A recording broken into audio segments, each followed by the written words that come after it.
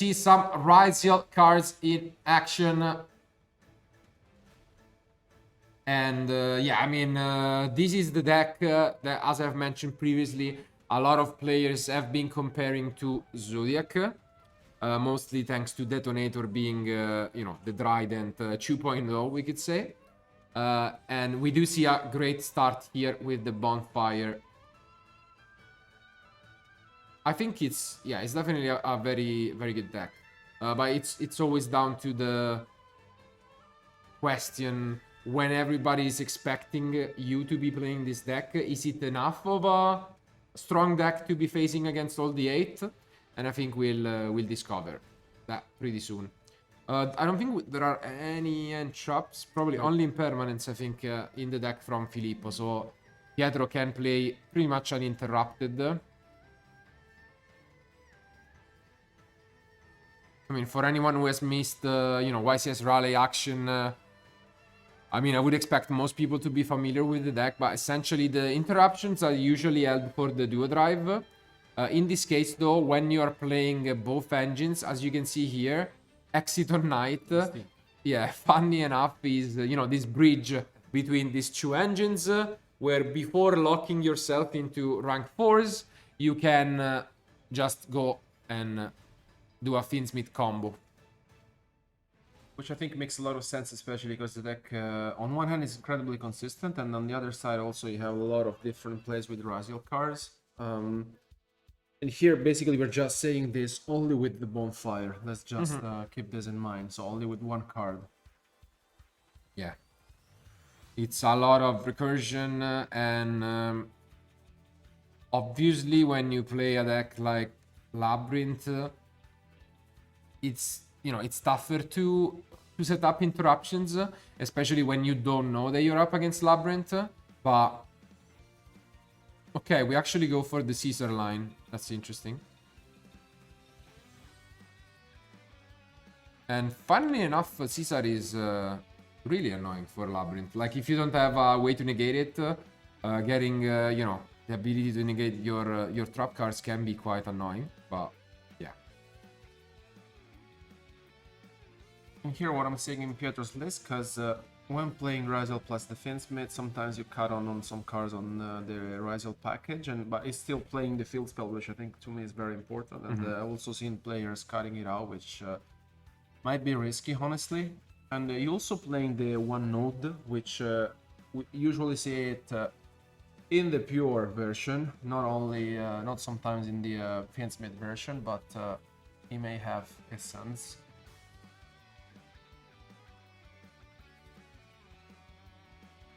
And yeah, as we were expecting, this is going pretty much uninterrupted from Filippo's side, which means that we can just push further, setting up the duo into the detonator, possibly.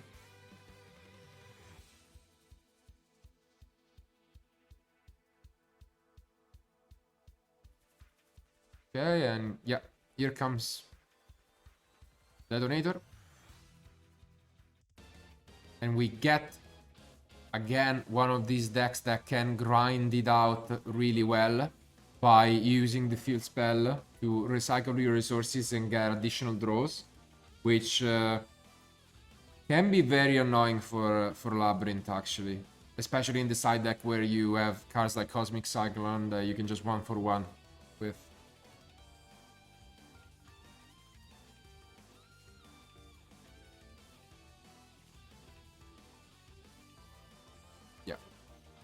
Now Pietro still continuing getting one of these tracked. He has set up the Lacrima, so he has access to this Fiend in Paradise. Which, as we have seen previously in round 1, is quite effective against the Kashtira that Filippo is touching in.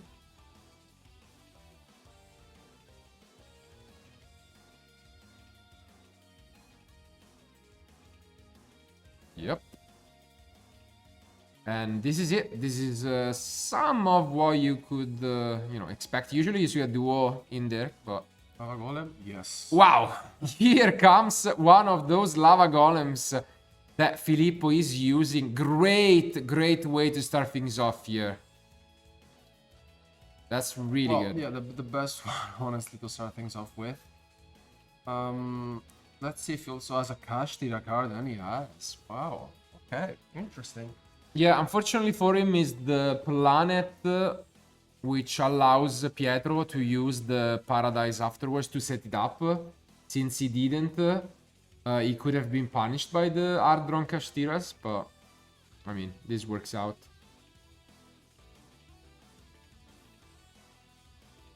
And I think this is exactly what we're seeing here. As the information is revealed, Pietro can set up the Lacrima into the Paradise.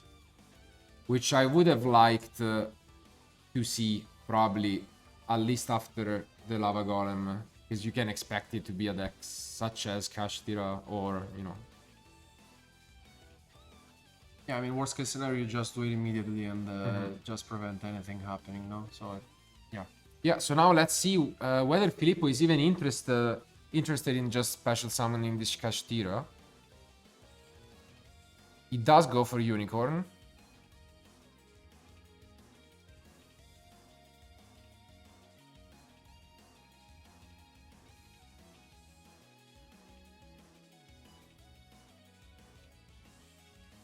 And yeah, Pedro is having a little bit of a spot.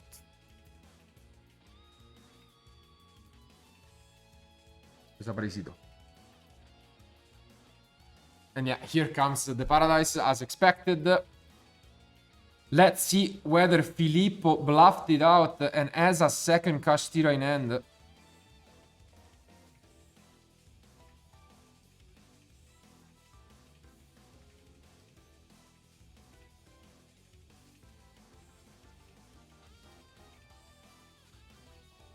Very tense moment. We could just see a lot of face downs. And yeah, it does make sense to me, as I was saying.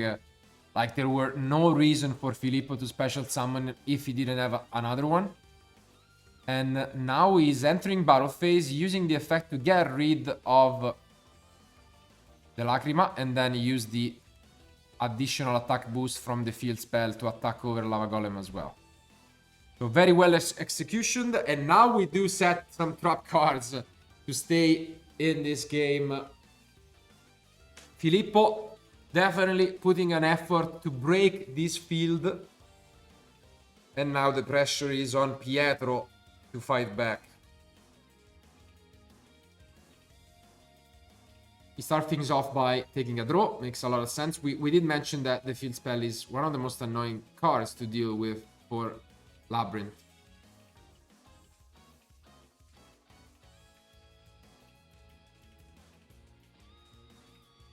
Because the beauty of this deck is that I think he's still holding at least 4 cards in hand, something like that.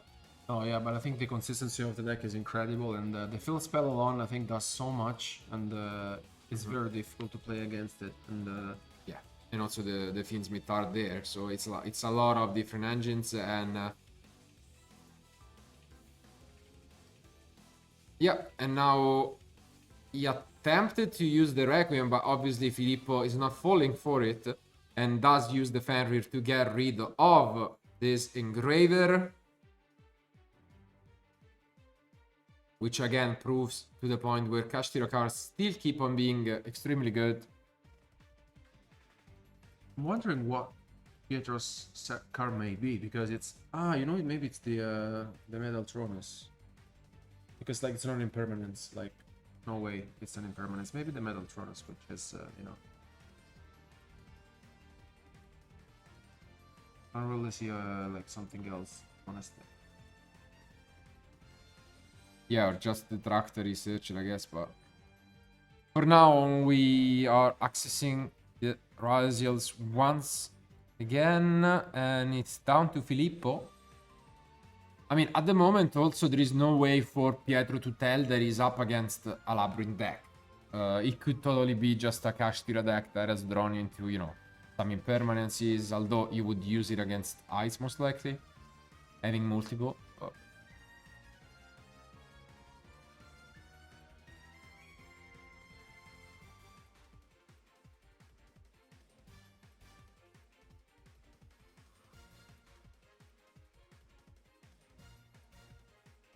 And Okay, this gives a bit more information.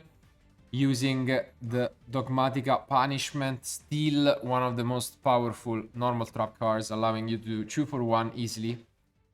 And has a lot of versatility, sending different targets from the extra deck if you wanna draw a card, or thanks to the Garura, or if you wanna just destroy yet another card with the Antis, which is the case here.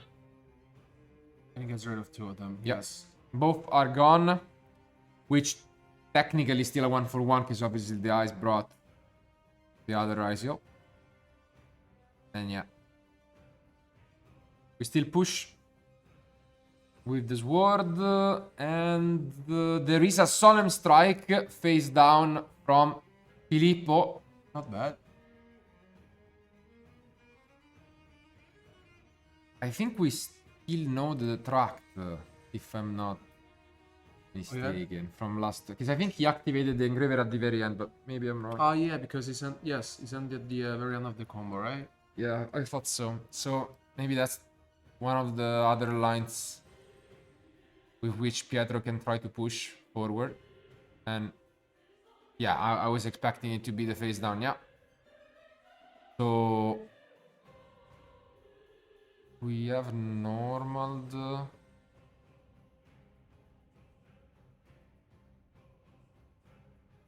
And yeah, it's the...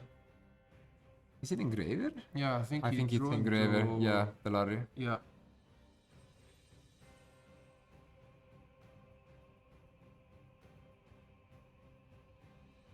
Yeah, he drew into it. So gets another engraver, still plays a second copy of Tract if he wants, but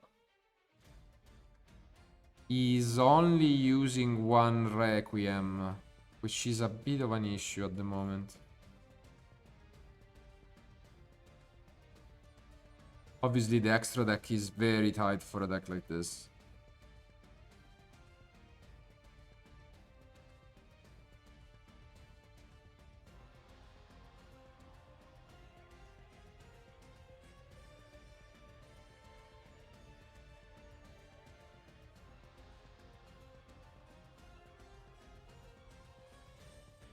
But no, did he pass? Yeah. Did he?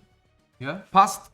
Just passed on this Lurry, and maybe he didn't realize about, again, the Requiem and the restrictions that he had, and yeah, Filippo just free to do whatever he wants.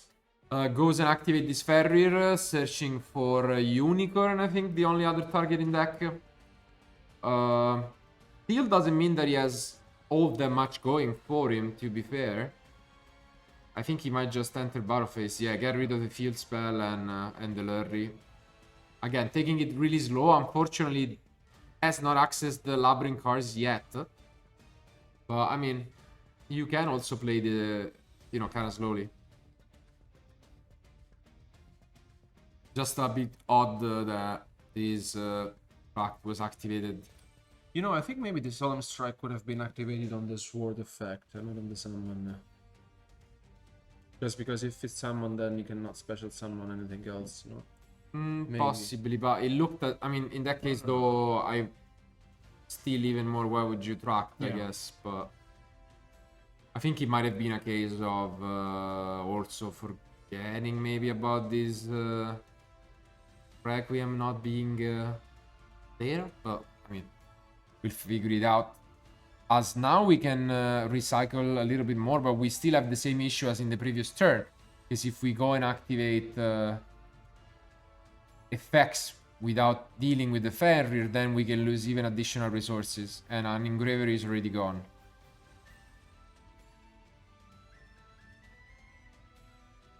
And you can tell Piotr is thinking about it, especially because he has to lose a lot of resources. And, I mean, funnily enough, Filippo didn't do much, like... no, exactly, it's just a chill guy. Yeah.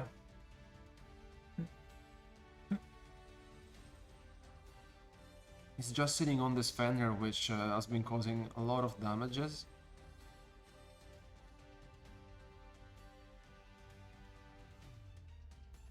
Yeah, we are back to square one. Same situation as in the previous turn, and yeah, again, same thing. Second engraver is gone. Only one remain. Do we have more Ryzeal cards to push? Ah, I passed. No. Wow. Did he? Did he really? Yeah. Yeah, he did. Just passed again. So, yeah. Bit of interesting resource management here by Pietro, I guess. But Filippo, fortunately, doesn't have the means to just close this one out. Without the Labrynth cards, he doesn't deal damage outside of this Fenrir. So, as he picked up, he does finally pick up this big welcome, which he didn't use in the end phase. Didn't matter, I guess, because Ash is there to negate it.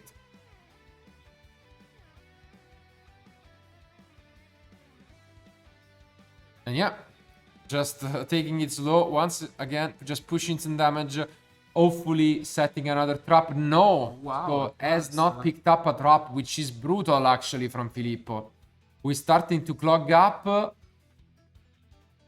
Discarded the Fuvalos. And we see a... What? Fuvalos. But I think he... special summoned the ice, I guess.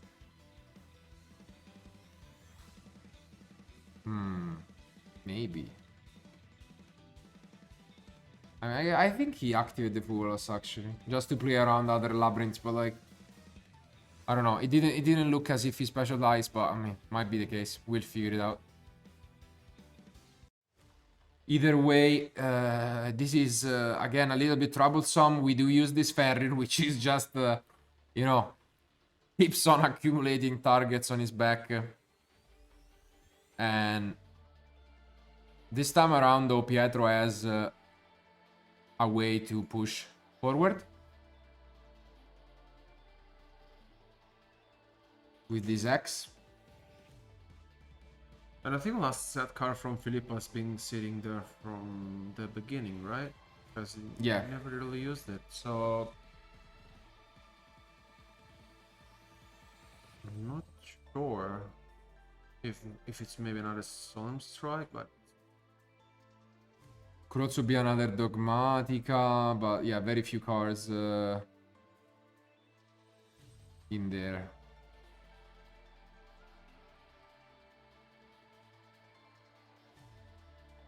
Okay, Exciton is sent to the grave.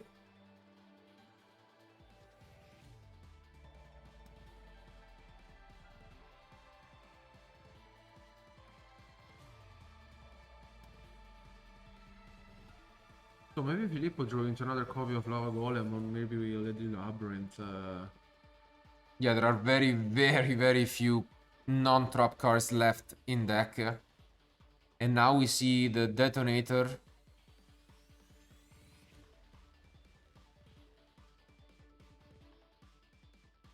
Yeah, as you can see, only showing how many cards he has. I'm really not sure, honestly, what can be what's the last set card from Filippo, because he never really used it. Pietro is counting.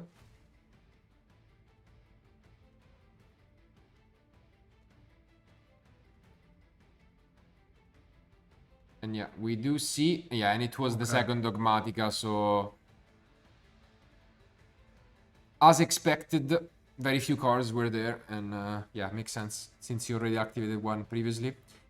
Just gonna change the Detonator to get rid of this Fenrir, which I think might be a mistake, actually. Because you know the Unicorn is in hand, and the Unicorn gives you birth into an easy, possibly OTK. So maybe without thinking twice about it, Pietro might have... yeah, made it hard on himself, but let's see. I mean, he still has a lot of cards in hand. You think Filippo just wanted Pietro to use the other Detonator, right? And not activated the punishment before to get rid of both the sword and the axe, I guess.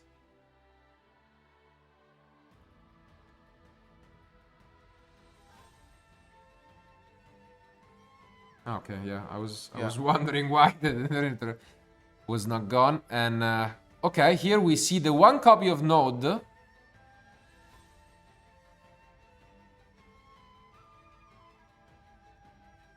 As you've mentioned, not played by everyone, but just means that he can summon another detonator right away. And then play is back to Filippo, who is holding and top decks this extravagance, which is gonna help him out quite a bit here. But an Ash Blossom to stop it. I mean, the Unicorn is there, which is not really the best against the detonator, but still you can use it depending on what's left in your extra deck. Okay, he does have the Typhon. So Typhon is luckily for Filippo still available. Has not banished all of them.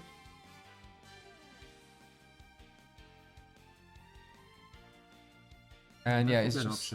Yeah, he's having a thing, because the thing... I mean, if you use the effect to get Birth, then Birth just gets outed by the detonator. So it only makes sense if you have yet another Kashtira in hand. And yeah, he does use it. And here is a big thing from Pietro. And he does allow it. So this is well spot by Filippo. Yeah, because I think here at least you get into a decent spot. You have drawn a lot of cards. Unfortunately not, thanks to the Ash, but the game state is very simplified. And yeah, I think he's just almost forced to go into this Typhon. But he activates the Birth. Wow.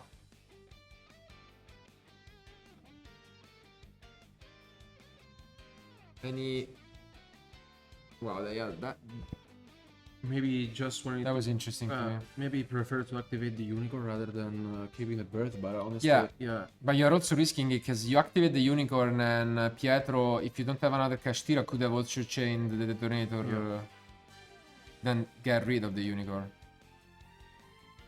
But no, I think he is passed. Yeah. Play is back to Pietro.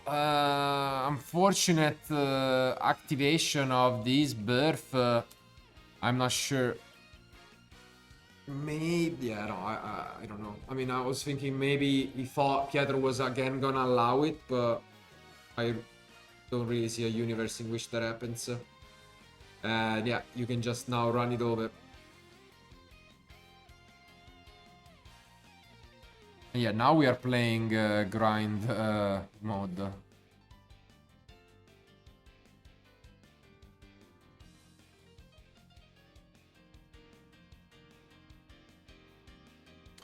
And here plays black to Pietro, who top deck a Bonfire, and let's see if Filippo maybe drew into one of his Aruma Cannon. That may help him out, but here, first of all, let's just see if Pietro can find his way to put some more pressure.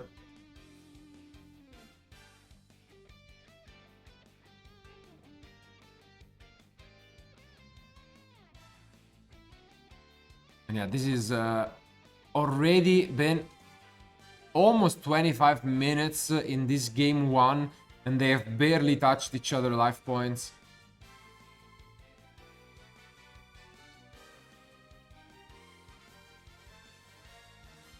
Here comes the Access Swell being special summoned.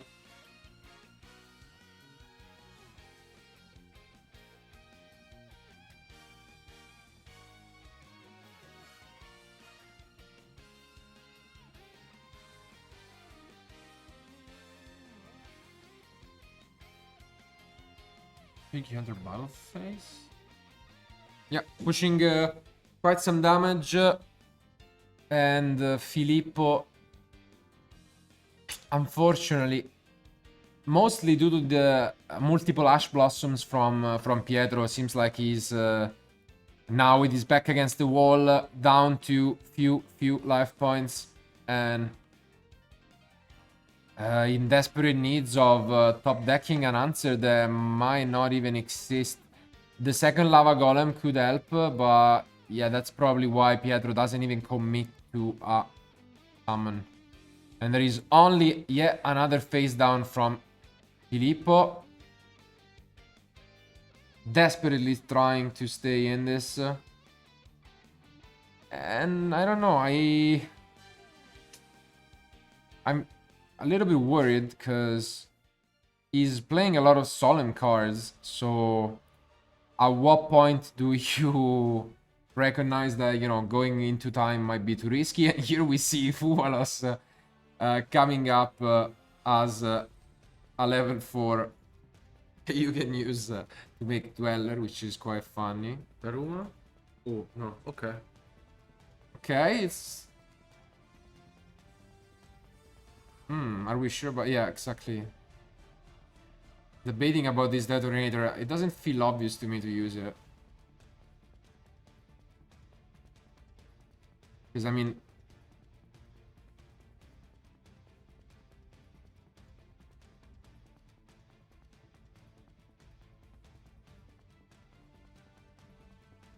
there is still the big welcome in the grave. Yeah. So I think we should have at least chained the Dweller. Yeah. So this might be a bit of yeah. Failed recognition by Pietro, unfortunately. Because now the big welcoming grave from early on was live. And I think he also... You forgot about the... yeah, the Kashtira. The planet, right? Because I think he crashed into it. Wow, this is turning on his head real quick. Yeah, that's what happened. Because right? unfortunately, I think he just crashed and he forgot about the field spell. The second time this has happened today already. And yeah, that's brutal. Wow. I mean, attack defense modifiers being extremely relevant here in 2025. Does he have anything that he can even do to stop this? Oof. Probably thought that the field spell only boosted Kashtiras. And, I mean, it's understandable. But no. Or maybe, I don't know if he attacked or he just realized... I'm pretty sure he did declare, so. but... I mean, maybe not. But I thought he did. He's also asking that he cannot probably target the, you know, the lady. So, yeah, he does. Yeah. No, he doesn't. No. Yeah, he does crash. He does crash and then detaches to stay. So yeah, I mean, unfortunate line here from Pietro, and there's also the big welcome in the graveyard. Yeah, the big welcome, which I'm not even sure Filippo remembers about. It has been 20, now almost 30 minutes. So maybe that's not the case. Let's see if Filippo chains to the Dweller, though. I think, yeah, no, he might have forgotten. I think he doesn't. So I think Filippo as well forgot about this big welcome, maybe. But yeah, at the moment that is not the case. And we are gonna access our Fiendsmith once more.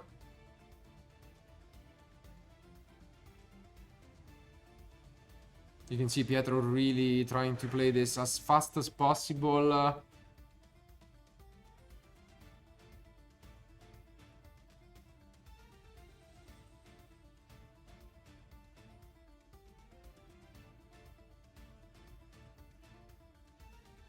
Yep.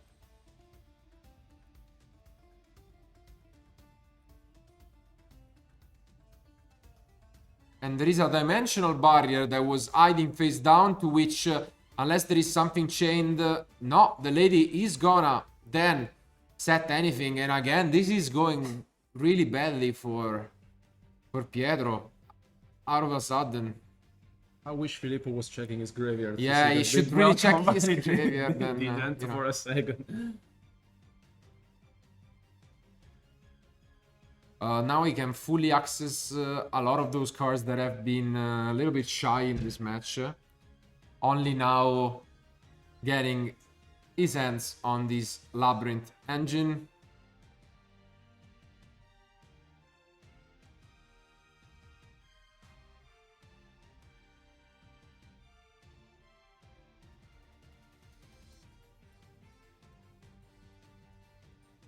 And not sure what he said, No. honestly, because I didn't quite catch it.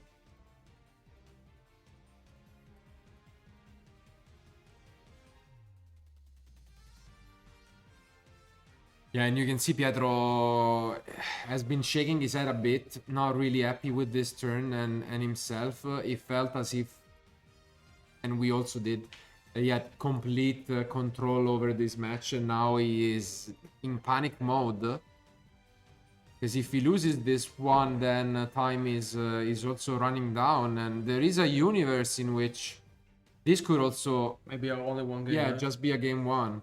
Because like from the way this game is going, I mean, I kind of see like this scenario being possible, especially because I think Pietro's left with few resources. Honestly, he has used a lot of them, and he's just trying to find a way to deal with this. But with 3100 attack delay, the Labrynth here, it's more than an issue, and almost 10 minutes remaining.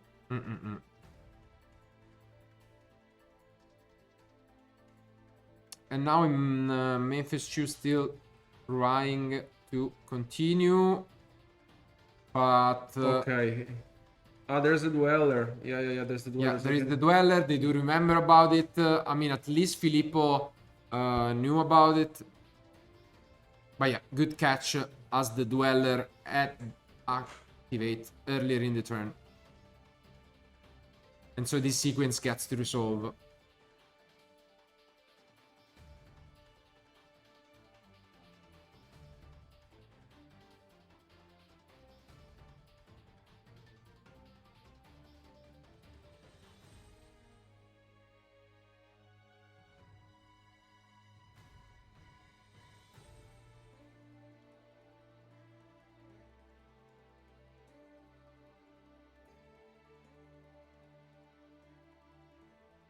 Yeah, and here we see Desiree.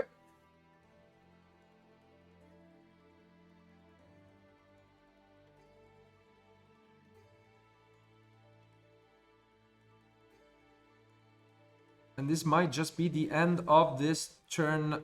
After a lot, we are finally upgrading to this Agnum Day. Yep, and this is the just Fiendsmith combo. Which allows you to essentially set up this huge Desiree, which is both boosted and protected by sequence.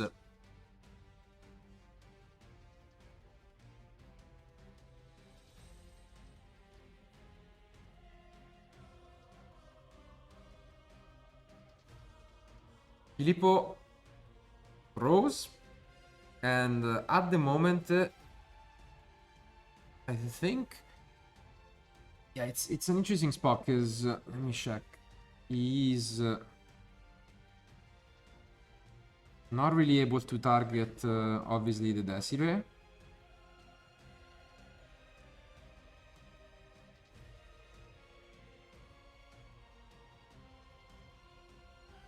And he's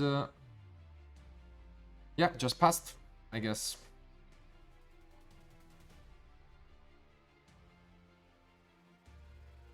Yeah, what a close game. I mean, once we advance through the tournament and we see players that are still undefeated, the level also, you know, tends to be higher. And you can see a lot of these close matches, but who could have predicted 35 minutes of game one still going? And still, that could end up either way.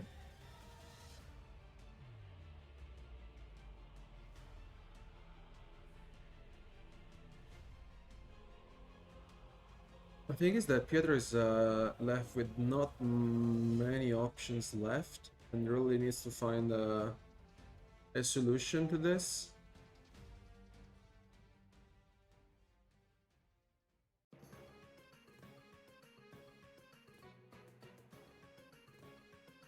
One last card for Filippo and almost 9 minutes remaining, so very close game one and Yeah, what a battle between these two.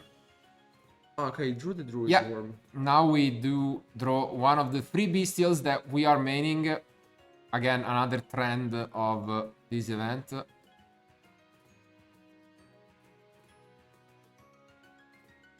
Which can be... I mean, probably not against this version. They are much better against the furniture version of Labrynth, but... yeah. We are just going into defense mode. And this is where we are gonna use the big welcome to get rid of yet the last layer of protection for this Desiree. Plus set card? Okay, no, not yet. Yeah, you gotta be careful about just flipping it at the moment. Because it's the Daruma, but then you can just chain... oh, unfortunately flipped the Metaltronis. And I have no idea what it just said, because it was so fast. But I think it was another, maybe, yeah, welcome Labrynth or something, I don't know, so we'll find out. I mean, honestly... yeah, this is now looking incredible for Filippo. I think the face down was quickly revealed to be the Metaltronis from Pietro. Yeah. And yeah, that doesn't really help him at the moment.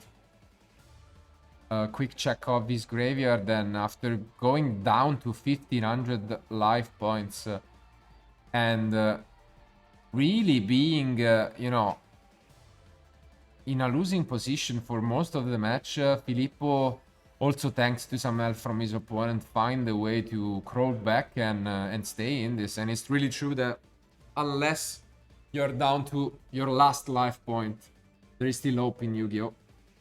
To make it.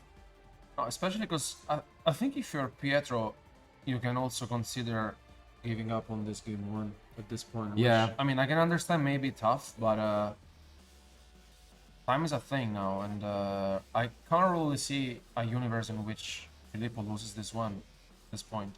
Yeah, I guess there is the chance to just claim a draw. Because if time will be called in game 2 when Pietro goes first, he has access to Gaga Cowboy and maybe, but I mean, at the most that he could get in that case would be a draw, and that's not really ideal. But I guess that's a possibility.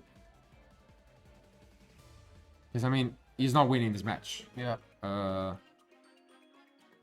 most he can hope for is a draw at this point, unless Filippo just turn it on his head and immediately concede game 2, which also could be a possibility to just try and somehow claim a victory. And yeah, this is what it is. A possibility. Maybe he wins in 3 minutes. Let's see. After, you know, fighting for 40 plus. First of all, Pietro opens up with this tract. Are we going to see this Spooky Dogwood from Filippo? Not quite at the moment. And you can see Pietro going super fast. Especially because if there's a universe in which there's no damage being dealt. Yeah, Filippo wins. Yeah. So it's obvious that Pietro is the one under pressure at the moment. Now that 3 minutes are gone, this pretty much means that, yeah, this can just end up in either a draw or a win for Filippo, and that's a lot of pressure gone. So he doesn't even have to worry all that much. But obviously, you still wanna claim that victory. And as we have mentioned, the main win condition at the moment for Pietro is that Gaga Cowboy, El Pistolero.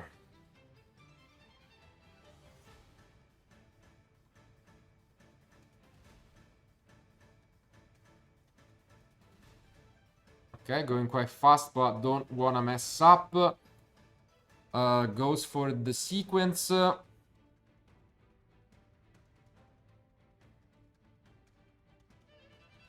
Yep.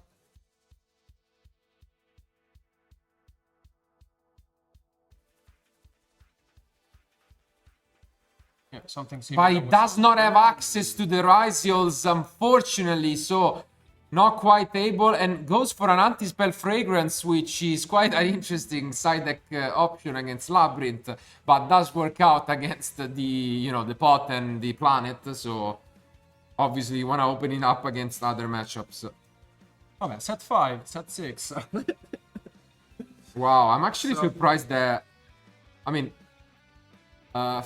kudos to Filippo for his fair play, because he played this extremely fast. I mean, there wasn't much to think about, most likely, but I mean, with just 1 minute remaining, when you know you just win, it's not, you know, obvious that you would play as quickly as he did. Yeah, just picks up some cards and just says, yeah, okay, Yeah. I'm gonna set them all. So Confident boost, I guess. This engraver is obviously alright, not able to activate Pact, and we see that Aruma, another one. we're gonna negate it. There is obviously no There's strike another one available, but there is somewhere. another one, and this might just be enough. And this is brutal because you also Wow. get rid of all the protection from Desiree. What a match.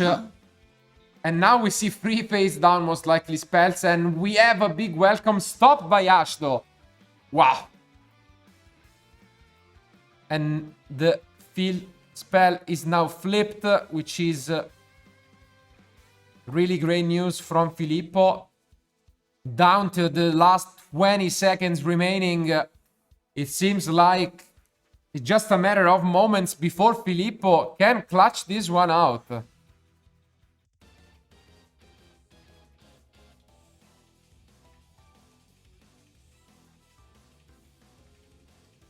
There comes the Fenrir. And you can see... Oh, and the normal summon of Spooky Dogwood. Just to show that there was really no hope for Pietro all along. And I think they both know it's over. As time has been called, Filippo will win this.